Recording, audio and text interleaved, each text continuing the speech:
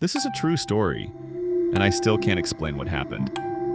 I took a job as a night security guard at a self-storage facility off Route 9 because I was broke, and it paid $11 an hour, 10 p.m. to 6 a.m., 600 units. One guard, me. The manager, a guy named Russ, gave me a 5-minute tour and a binder full of rules before he left for the night. Rule 4 stuck with me the most. Never enter a unit without the tenant's written authorization, no exceptions. I didn't understand why that needed to be written down until my 3rd week on the job.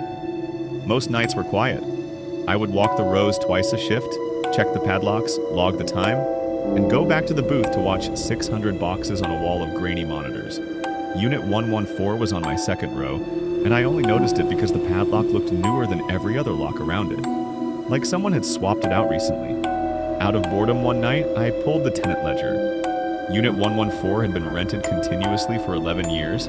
Same tenant, payments on time every single month, no gaps at all. I flipped to the tenant information page just to see who was this loyal to a storage unit, and right there under the notes section was a listed cause of death. The account had been closed for a decade and reopened the exact same week. I told myself it was a clerical error, and I almost called Russ right then, but it was 2 in the morning and I did not want to sound insane over a paperwork mistake, so I kept walking. Back in the booth, I pulled up the camera feed for that row, and the timestamp had jumped forward 40 minutes without me touching a thing. When the feed came back, something outside Unit 114 had changed. A stack of boxes that had been sitting there earlier was simply gone. I went back to check it in person. The door was open about 6 inches, not broken, not forced, just open, like someone had stepped out seconds before I got there. I stood in that corridor a long time before I decided to look inside. It was ordinary. Furniture, boxes labeled in faded marker, an old rocking chair facing the wall. It looked like somebody's entire life packed into a 10 by 10 room. Nothing moved and nothing made a sound, but it smelled like someone had just been standing there, like warm breath and cold air. One box had my last name on it, not a common name either. I told myself it was a coincidence until I saw the box right beside it. It had a date written on the side, 11 years in the future from that exact night. I did not stay to read anything else. I backed out, pulled the door down myself, and locked it with my own padlock over theirs. But when I turned to leave, the rocking chair, which had been facing the wall, was now facing the door. I called Russ from the booth. He did not pick up, not once. So instead, I pulled the personnel files to see who had worked this job before me. 6 guards in 11 years, and every single one of them quit inside of a month, except one. His file had no termination date. His hire date was exactly 11 years ago, the same week Unit 114's original tenant died.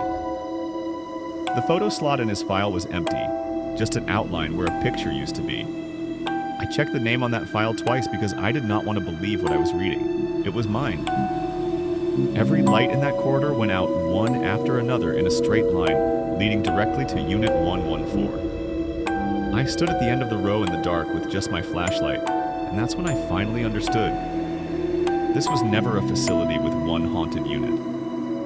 This was a unit that had been waiting 11 years for its tenant to come back and finish moving in.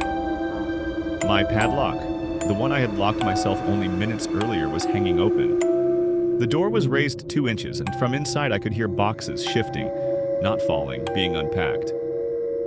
I looked through the gap in the door. The rocking chair was moving on its own, settling the way a chair does right after someone stands up from it. Every box in that unit was open now, and every single one of them had my name on it. Not just my last name this time, first and last. I walked straight to my car that night, and I never went back for my final paycheck. Then I checked the facility's public records online out of habit, and Unit 114 was still listed as active. Payments still on time every single month. But the name on the account had changed. It was not the dead man's name anymore. I called the facility once just to ask. The woman on the phone told me the tenant on Unit 114 had never missed a payment in 11 years. I asked her how that was possible if the man had died over a decade ago.